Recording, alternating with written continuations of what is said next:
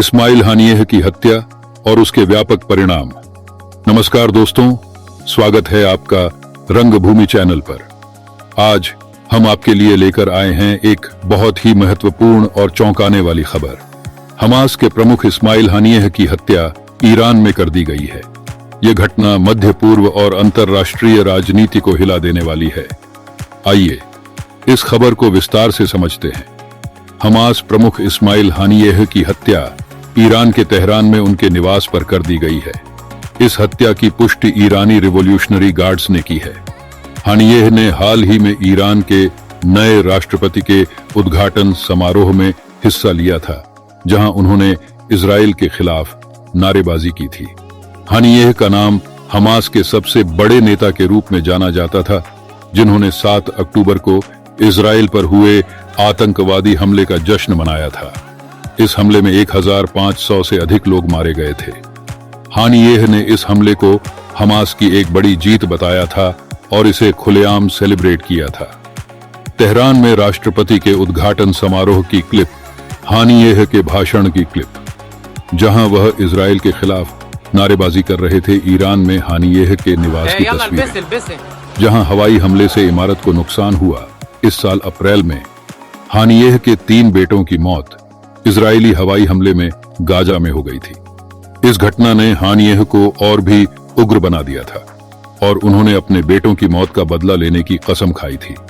इस हत्या से तुर्की के राष्ट्रपति एर्दोगान भी हैरान हैं और उन्होंने इस घटना की कड़ी निंदा की है।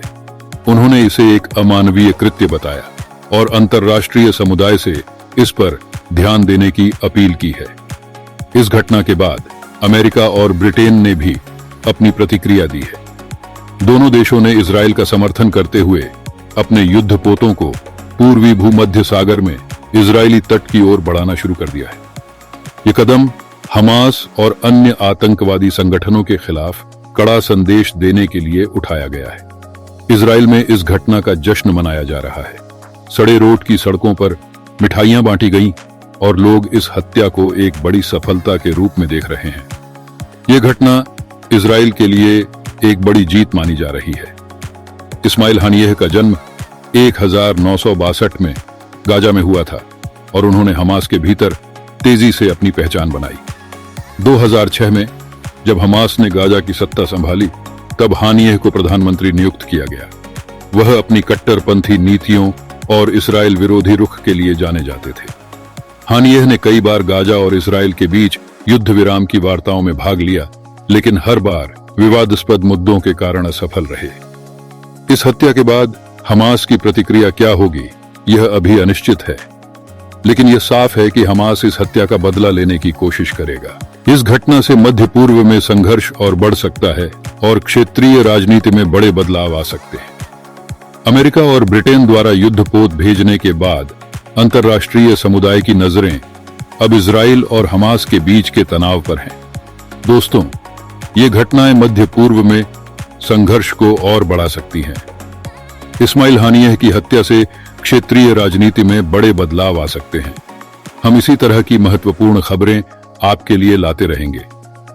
अगर आपको ये वीडियो पसंद आया हो तो लाइक और शेयर करें और चैनल को सब्सक्राइब करना न भूलें। धन्यवाद। फिर मिलेंगे एक नई खबर के साथ। तब तक सुरक्षित रहें और सूचित रहें।